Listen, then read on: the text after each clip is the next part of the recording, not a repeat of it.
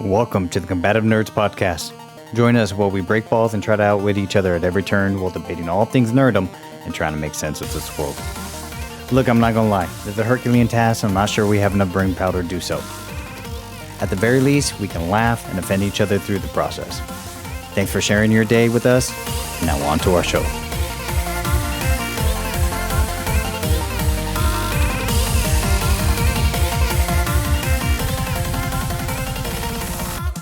Hey, what's going on? It's Raiderlance and Not Maggot. Thank you for joining us today. We have decided to do another episode on Andrew Tate since it was so popular.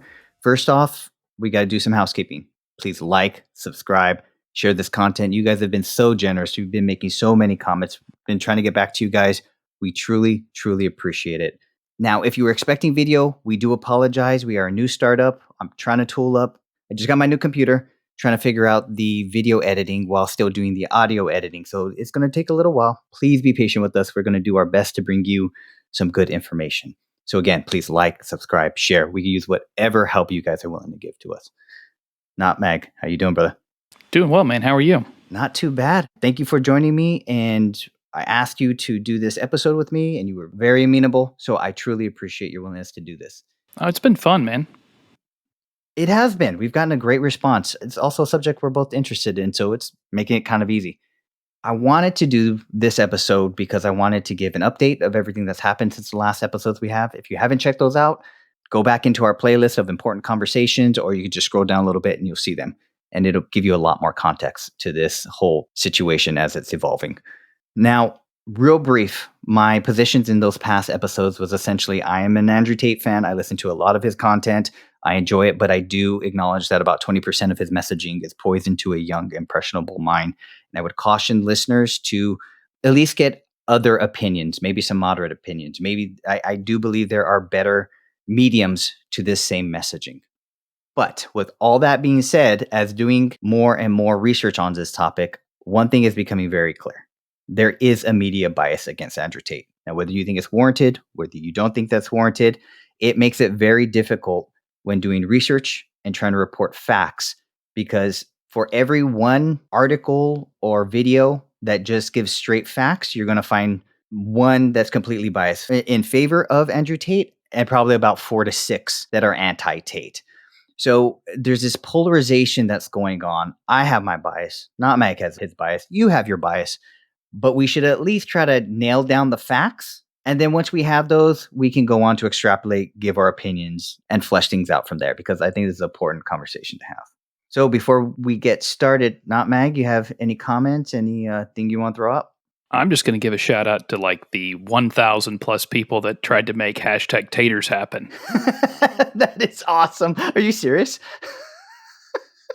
Yeah. So IEG posted a short of that, and within 30 minutes, it blew up. And so I just thought it was hilarious, and just wanted to give a shout out. That's fantastic. You know, while we're doing shout outs, I have to be very honest. I have to actually thank Andrew Tate and Tristian Tate. Whether you hate them or dislike them, their names are in my mouth. I'm riding their coattails a little bit, so I'm not going to act like they haven't done us a huge solid in I shouldn't say them creating this situation was worthwhile. I wish they didn't, but I would say that, I mean, you got to give credit where credit is due. They are a force on social media. They have given some good words of wisdom, and that has enabled me and you to talk about them. So I do appreciate the Tate brothers for that one respect. Don't agree with everything, but got to give credit where credit's due. All right. So for the update, again, check out our episodes to kind of bring you up to date on everything we said and the facts behind. But I'm going to generally go through what has happened recently, probably after about January 14th. So the Tate brothers and their 2 angels, which were the female lieutenants, were detained in Bucharest back in December 29th, 2022 on charges participating in an organized crime group, human trafficking, and rape. Sorry, we have to be stupid because of the YouTube algorithm. Now, the Romanian Directorate for Investigating Organized Crime and Terrorism, also known as DIICOT, it's the acronym. So that DIICOT agency requested a 30-day extension for the Tate brothers' detention. The defendant, meaning the Tate brothers, argued against the seizure of their belongings and prolongation of their arrest warrants. So on or around January 20th, The Bucharest Appeal Court ordered all four be held in preventative detention for the full 30 days. That means that the Tate brothers are looking to stay in jail at a minimum until February 27th. Now, also during this time, a few news organizations reported on this, and I think this is, pretty big evidence in the case. There was one of his former webcam girls. I don't know if it was his ex-girlfriend or not. Her name was Jasmine, and she took to Twitter and gave her accounting of the story. And I'd like to play it so people can hear the other side and some of the women who are coming out in defense of Andrew Tate. Not saying this absolves him from any of the fact findings or anything he did, but, I had to dig to find this, and I don't think I should be digging that hard because this is pretty important. So I'm going to go ahead and play that video right now, and we could hear what Jasmine had to say. First of all, I would like to start by saying that there are no victims in this case. It all started April last year in 2022 when two girls that lived in my home with me locked themselves in their room and claimed to be held their hostage. But here's the facts.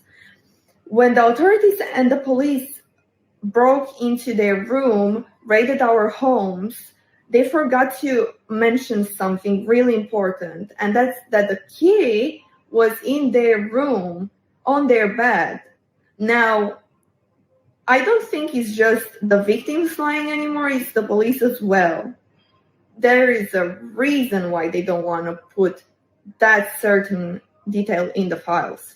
And it's pretty obvious. This is all about some election in 2024 and the vacant spot for the DIICOT leadership that the prosecutor wants. The police know that there was no crime, and they are holding the Tate brothers locked with no evidence because they think it's good for Romanian politics. Now, the other two victims that the police claim to be involved in this case are me and Beatrice.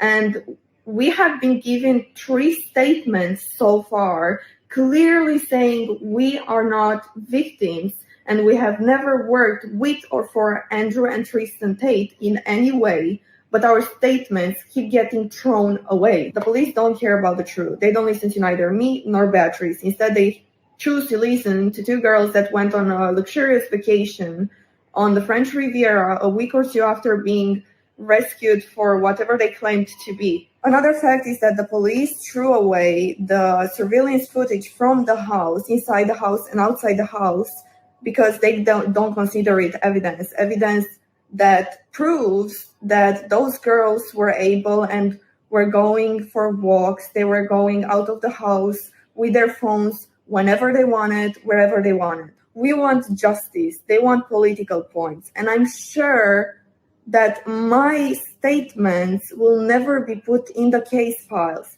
because they don't want the truth. All they want is political points. The corruption is so highly valued, the justice will never come out to the surface. All right. Your initial thoughts. I can't tell if she's biased for Tate or if, just because there is so much negativity out there from the media, it's hard to put that on a scale and say, okay, this is one person, just given the number of people that have come out against him and claimed that he has victimized them in some way. It's like, okay, so just because she wasn't victimized, it doesn't necessarily mean that these other claims are also not true. They don't have to be mutually exclusive. Right. That's an excellent point. Well, reviewing it, again, I think that video should be out there and promoted a lot more. I think it was the New York Post was the one who cited that. There's a lot of hearsay in what she says about knowing what the police have in their evidence files and taking out camera footage. We can't trust her in saying that. Maybe she has some, inside baseball knowledge on that, but strictly saying that's just an opinion and that's all it is. What I do find very interesting is that she was named as one of the victims in the police report or in the case, whatever it may be. Now, if she's a victim, then her account of what happened should matter. So here is the issue. And it was pointed out by somebody who commented on one of our videos. So thank you very much. In the crime of human trafficking, and I haven't seen anybody lay out the elements yet or the specific statute, exactly what it is. So I'm going to have to kind of make some guesstimates here. Whether or not there is a consent element into the crime is questionable. And in other words, there are certain people who cannot consent to human trafficking, even if they were willing to, if that makes sense. Let me give you an example that we all understand. There's such a term as statutory rape, and that is sex with somebody who's a minor. A minor is considered not able to legally give consent to a contract or a sexual act. So in those situations, the ability to consent is taken away. Okay, so with human trafficking, if there is no ability to consent, her willingness, her assuming that nothing happened to her, her saying that these other females were willing participants who were just trading their work for a luxurious life provided to them by the Tates may not be relevant. I do not know. My point is, we shouldn't rush to judgment. Now, did these females know? I mean, that's very debatable. And more likely than not, yeah, they knew exactly what they were getting into. Doesn't matter is very, very important. And I think people are glossing over that fact. But with Miss Jasmine's statement, if you were claimed as a victim, I think your account of what happened is very important. And if the police are ignoring it, well, then I would agree with her. It's probably for some political point or rationale or some type of bias. Your thoughts? I agree. Either you take statements from all of the listed victims, regardless of outcome, or Yeah. you throw them all out, right? It's like the equivalent to me is here in the States when they say, hey, go vote. And then you tell them that you vote for the party that's not the person that's telling you to vote. You vote against that person. And then they get mad at you, right? Yeah. And it's like, well, you told me to go vote, so I did, right? Just because I didn't vote for the same person you did doesn't mean that my vote shouldn't count. It's just we don't agree on that, right? So it's kind of the same idea. Either you take them all or you don't. Yeah. Voting is an expression of two things. It is an expression of support for democracy, which is, to me, the most important expression. And the second is an expression of your political beliefs. You know, are you liberal? Are you conservative? Are you Democrat, Republican, at least in the United States? So in here, I agree. She can have an opinion as a female who worked for him. You know, he said he had anywhere from, I think, like 50 to 75 females working with him, and only 6 are named as victims. But I think she gets her speech and her opinions get raised to a higher level because she is listed as one of the victims. Well, you got to take her words into account. So that's enough on that one. Let's move forward. There was an article listed on celebritymagazine.com. Not sure exactly how reputable, but I viewed a couple others, you know, Philip DeFranco's.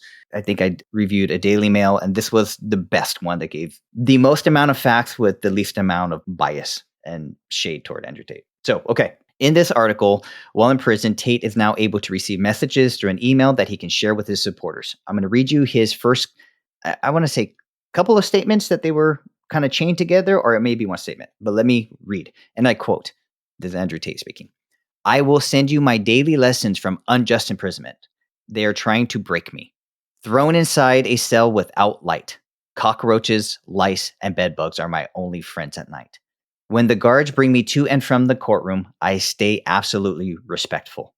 Next paragraph. They try to pour hatred into my heart, but please and thank you, stick with me at all times. My prison guards are just performing their job. They have families to feed. In times of hardship, do not forget your manners. Next paragraph. They are trying to break my iron mind with unjust imprisonment. My absolute respect for everyone around me is my act of absolute rebellion. They cannot break me. My guards know I am innocent.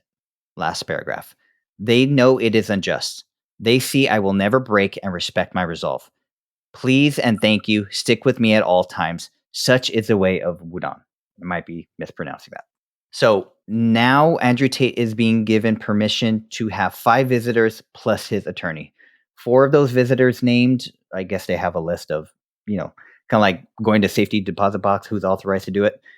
4 members are family members. The 5th is Aiden Ross, a popular Twitch streamer. And I will include a link to that article below.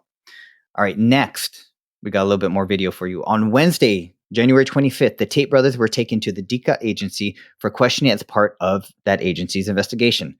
The DIICOT prosecutors have said they are examining electronic equipment found during the investigation in their case.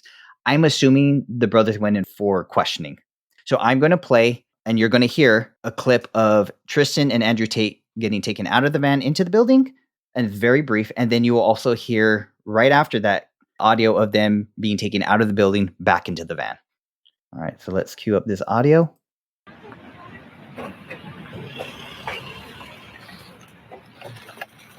Hi, any statesman? There's no evidence against me.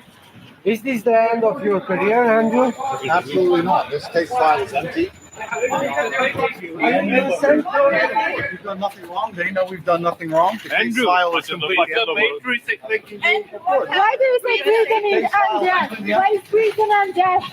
Of course it's unjust. There's no justice in Romania. Did you hurt any guard? All right, now they're leaving the building. Gentlemen, ask the police what evidence there is against me. Wait. Ask the police what evidence they have against me. It's nothing.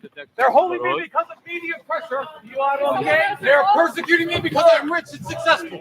You don't get rich in Romania.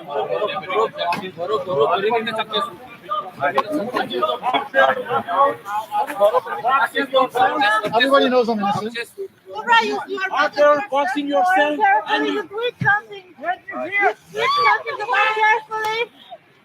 All right, your initial impressions. I mean, at least he's steadfast. Yeah. Steadfast in his beliefs as far as what he's being accused of, his innocence. But also, it is interesting that the media pressure, I don't think, goes just to Romanian media pressure. I feel like there's external media pressure that's also pushing in on Romania to either try this case justly or unjustly. So for the people who couldn't see, there are a number of angles, so you can hear some of them talking a little bit more or a little bit less. In this situation, I'll just visually describe it. Tristian Tate looked like he was faring better, was wearing a trench coat. His hair was still kind of combed. Andrew Tate looked a bit disheveled. Either people are arguing he was more calm or maybe more broken down. Whether his mind is of iron will, I would tend to agree that it is, but he is taking it a little bit different than his brother. Tristian Tate kept on repeating, and he was very loud about it and very proud about it, standing upright, that the case file is empty against me. There is no evidence against me. Andrew Tate was a little bit more reserved, quiet, maybe methodical. Maybe he's playing chess and that's why he's behaving this way. But his message was more of, there is obviously no evidence against me, but he said the Romanian court system is unjust. And then when they asked him if he hurt females, he said absolutely not. The only part that gave me pause out of this exchange was him saying that the Romanian system is unjust. Not that he hasn't said that before, but he seems to be taking a different attitude. Before in a video we played in our last episode on this, he liked that fact. He wanted to take advantage of that fact. He was on record saying he was going to pay off all the guards. He was going to get a hose in his cell. He's going to get the best cell. Well, that's not working out for him. He's bummed at minimum, defeated at best. I think it's somewhere in between, but it's not going exactly the way he thought. And so he said the same thing about the Romanian legal system, but now he has a much different tone, is what I wanted to point out to you. Any thoughts? I think you're absolutely spot on as far as the way that he anticipated this going, right? When you set out to blatantly commit crimes against a government, not yours, but somebody else's government, you kind of have to be either stupid or ballsy. And I feel like he had an idea of what those repercussions would be, right, if the dice rolled snake eyes, right? And so I think that that's something that he expected something to happen, right? The old videos, the videos that you were talking about, where he's like, just I'll pay him off, tell me how much I owe, and I'm moving on, right? I think that's something that him especially as a former MMA fighter, everybody has a plan until they get punched, right? Yeah. And I feel like he had a plan, and I think he's gotten punched, and so I feel like he's kind of the cell is kind of his corner, if you will, right? After a round, and he's going through, okay, now how do I go about this now? Because I expected to be out by now. And so I think playing a little bit more of the very good, strong but humble, if that's even a way that it could describe Andrew Tate. Yeah, I think in this situation, you're right. I think that's something that he's actually going at. Yeah. And So I think he's trying to prove strength under persecution, claiming that he's being persecuted. But I also think that he ultimately still needs to prove innocence, not just strength. Sure. Yeah, I think that's an excellent observation. I didn't think he was defeated, but yeah, his tone and posture very different. Tristian is still tall and proud and defiant. God bless him. But Andrew Tate got cracked. Is it just me? Normally he bald head, Sure. clean shaven. Sure. He still has a little bit of scruff here and there Sure. on his face, but it's like, 5 o'clock shadow type thing. Did you notice how much hair he had grown? Yeah, absolutely. Before I was always surprised at his age because he looks so good. Now he looks his age. He's a bit broken down a little bit. And, there's no shade. I look horrible after 4 to 5 days of grooming, right? I'm in the same spot, sir. I'm not throwing stones. But yeah, I believe him when he's saying there's cockroaches, lice, and all that other stuff, and it's not very comfortable. Oh, for sure. I heard some reports that it was solitary confinement. I don't know if that's true. From my understanding, Romanian penal system it's a pretty rough go. I don't think there are very many comfortable cell settings. So I'm sure he's not a happy camper in there. Yeah. And I would imagine that even if he is in solitary, like solitary confinement is probably the worst thing that you can do to an individual. I've heard that. Is leave them in solitary confinement. It is terrible for your mental well-being. I would argue that a mind like his will either thrive in solitary confinement or it'll be hell on earth solitary confinement if it turns on itself. So it'd be interesting to see, right? I would argue he has a mind that's less likely to break, but if it will break in a spectacular fashion. So we'll see.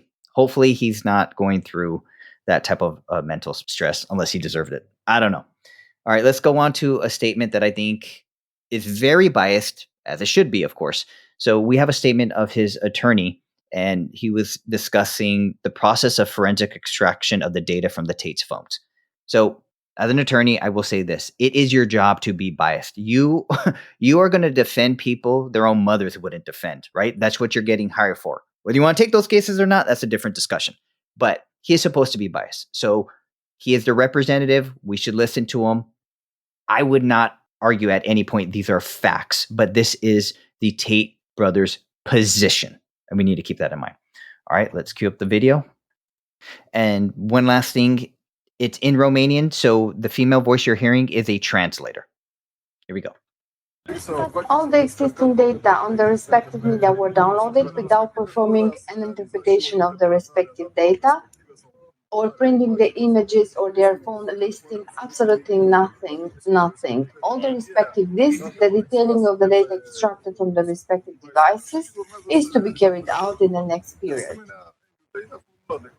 Also, Andrew Tate has made, we say, convincing and complete statements to all the allegations in the case, and we believe that through these statements, things have been greatly simplified in regards to the development of the prosecution. We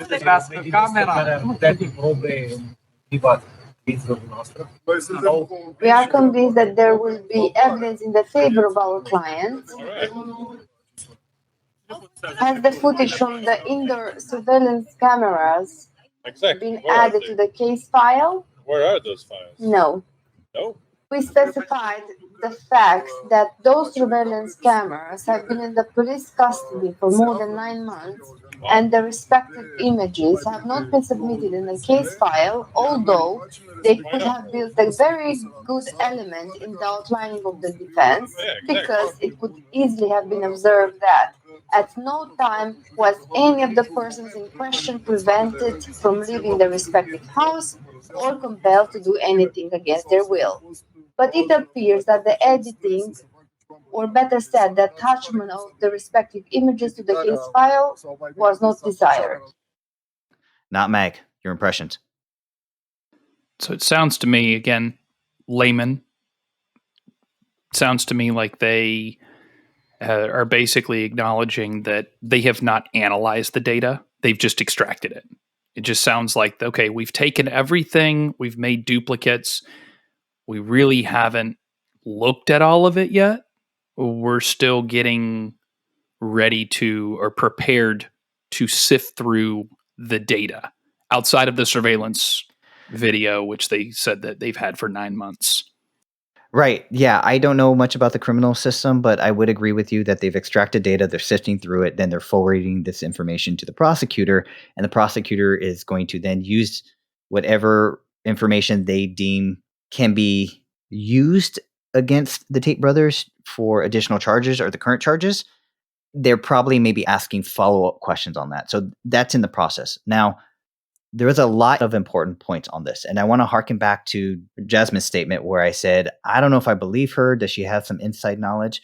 Well, now Andrew Tate's attorney is saying the prosecutor has not kept the surveillance video footage in the case file. So now you have corroborating statements. And I would think the Tate brothers' attorney would have that knowledge because he's dealing with the prosecutor themselves and asking these type of questions. So now Jasmine seems like a much more reliable source of information because now she's been, in my mind, most likely proven correct on this. So I think that gives her statement about everything else more credibility. How much? That's debatable. But I do think she's a lot more credible now that I've heard the attorney speak. Second part is the attorney stated that the police had the surveillance video cam knowledge from 9 months ago when they did the initial raids. And he's making the argument because you've had that, he's essentially inferring that there's no excuse that the prosecutor or the police can make to not have that information in the case file. It should be in there. You've processed it. You sift through it for 9 months. That is very crucial evidence for my client's innocence. Now, here's what I will pull back on. I don't have the elements of lover boy human trafficking. But as an attorney making this argument that evidence showing that the females were free to leave at any time did not support any allegation of imprisonment or detaining these women. I would agree that evidence shows that fact. What I don't want to assume is that imprisonment or confinement is an element in the lover boy human trafficking allegation of a crime. Again, like you said, things don't have to be mutually exclusive. It could be true these women were free to leave at any time, but that might not be important to the crime of the lover boy human trafficking. I don't know. We're not being presented that stuff. So I don't think that video footage is necessarily a silver bullet unless false imprisonment and confinement are an element of that crime. Does that make sense? Yeah. And I think, we talked about this before. When you bring somebody who is not from the area, right? And you say, well, you're free to leave whenever you want. Good luck getting around. You don't have any money. You don't know where you are. So, yeah, you're free to leave, but you're in essence still a prisoner. Right. And let's not forget Stockholm Syndrome's a real thing, right? You begin to identify with your captors, right? I mean, the elephant that gets chained up as a baby with a, little stake in the ground that can't pull out, as an adult, it sees that cuff on its foot. It's not going to rip it out of the ground because it learned from previous attempts, right? Pavlov's dog, right? There's so many psychological studies on this stuff that it doesn't necessarily have to use a cell and handcuffs. You can exert mental imprisonment just by repeated use of power, which our previous episodes have even shown that he has exerted that over time. So intentionally exerted. Very, very great correction there, because I think it is true. He brags about it. So how do you say, well, you're free to go, but you don't know where you are. You don't know how to get home. You don't know your way around anywhere. Yeah. And the only people that you know are literally the angels that recruited you, Tate himself, and maybe the couple of people that are in the confines of your own place. So then there's the other piece where, say you do leave. Are you going to feel guilty, survivor's guilt, so to speak, for the people you left behind? Yeah, I mean, all those things are plausible. I think it's less plausible if the victim goes on Twitter and tells you that the police are not taking her statement and not including in the evidence. Okay, well, now it might be a hit piece. But again, this is the beauty and the problem of the court system. It's going to take a long time to sift through all of this. But I think it should be sifted. I do not like the amount of bias in reporting in this case. All right, so I have two small little updates to give you, and then we will wrap this show up. BBC.com wrote an article. It came out on January 27, 2023. And the article discusses the judge explaining why they extended the detention of the Tate brothers. And in that decision, the Romanian judge described, and I quote, particular dangerousness, end quote, of Andrew Tate and his brother Tristian in terms of the ability to target women. The judge also pointed out what he called, and I quote, capacity and effort to exercise permanent psychological control over the victims, including by resorting to constant acts of violence, end quote. So again, these excerpts were part of a written statement from the main court in Bucharest in which the judge laid out the reasons for extending the brothers' detention a couple weeks ago.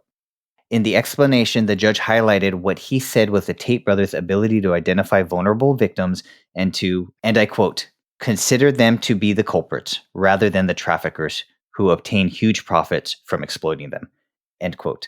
They also note in this article that the judge stated the prosecutors had not, and I quote, fully clarified, end quote, the facts of the case. But the judge also added that this did not eliminate, and I quote, a reasonable suspicion, end quote, that the defendants had committed the crimes they were being investigated for, which justified their detention on legal grounds, hence the reason why that judge granted the extension of the detention. Okay, so one last little bit of news, which is kind of on the lighter side. There are reports that the Romanian police have put up roadblocks or checkpoints around the prison because Andrew Tate fans have been driving around the prison and blasting Andrew Tate's theme song in hopes that he could hear it in order to give him encouragement. Here's the thing. The police, I'm sure, can give reasons, whether legitimate or fake reasons, such as public disturbance, creating traffic jams. They could come up with 100 different reasons. But I do question the legitimacy of telling people in a public space to lower their music if they're doing this to penalize Andrew Tate or help break him down. If he's hearing his theme song played, he knows the masses are coming to him. And if he's getting email, he knows the masses are still supporting him. That's fine. Are they doing it for public safety and because it's a nuisance? Or are they doing it because there's some pressure? Well, I would say there is clear media bias. I would say that the Romanian legal system, from all reporting, seems to be pretty corrupt, and that there are powerful players involved who want to see Andrew Tate taken down, which means they don't want Andrew Tate to have as much support from his fans. So I think it's a pretty crappy move. I think it is pretty funny that the fans are doing that. That's probably the lightest side of all this news that we got. We do have our bias. We try to make it known, unlike, a lot of these articles are reporters. But I wanted to give you the facts as straight as I could and then talk about our biases. But hopefully the listener can hear these things and keep a little bit of an open mind. Be objective. If Andrew Tate did this stuff, you shouldn't be surprised. If he didn't do this stuff, you shouldn't be surprised. This is murky at best. So any final thoughts? I just want to point out that, like you were talking about, between, evidence, right, is brought up either by the prosecution in a court case or by the defense, right, to prove guilt or innocence. But the absence of providing a file doesn't necessarily mean that makes that person less guilty or more innocent or vice versa. Right. It could just be that there's nothing there, right? Nothing to see here. So the prosecutor is saying, or the prosecutor's not including the files, the surveillance videos and stuff like that. And the defense is saying, well, it proves innocence. Well, neither one of those necessarily is true. It could just be that there's nothing to see, or they're going to look at it. The defense can look at it and say, well, if you look here and you squint your eyes, you can kind of see where he says blah, blah, blah, blah. And it's like, okay, well, can you hear that? Well, no, there's no audio. Right. It's like, okay, so you're basically inferring what he's saying, right? So the admission of or removal of this surveillance video and the data and everything, as they sift through it, they're not going to include every single piece. That's not going to be in the case file. It'll be in evidence, but it won't be in the case file. Am I correct in that? Say that one more time, because I want to make sure I caught what you're saying. Everything that is collected in a raid or a search, right? Anything that is seized should be documented. Correct. Right? as normal, right? Anything that they take from the home, whether it's technological or it's physical, those things are documented as here are all the things we collected. So say it's a flash drive. They're going to note that they took the flash drive. Then when they get back, they're going to note all of the files that were removed or copied from that flash drive.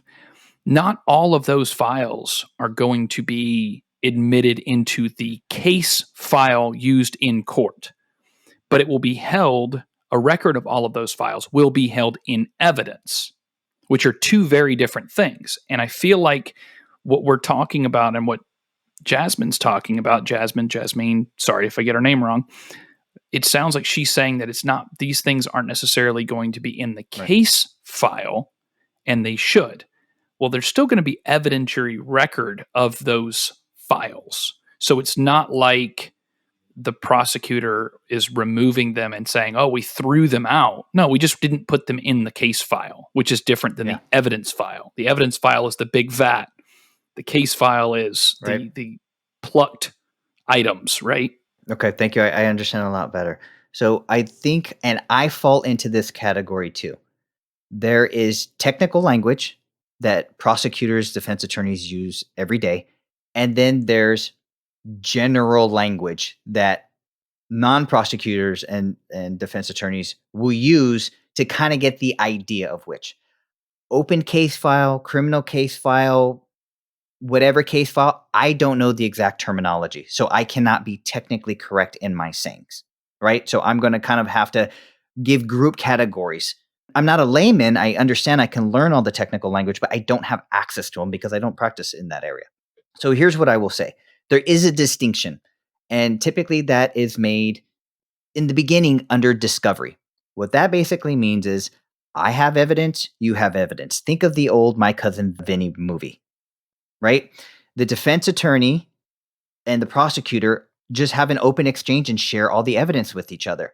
You're not supposed to be hiding the ball, right? The defense and the prosecutors are supposed to have the same case file of all the evidence. And if one person is hiding that evidence, and they usually do that so that they can have the smoking gun or this, gotcha moment in court, that evidence can be objected to and thrown out because it was discoverable evidence that was not provided to the other side. So that's the American court system. Big caveat. Not sure about the Romanian court system. So that is evidence that both parties should share. Let's just call that now the open case file, the shared case file.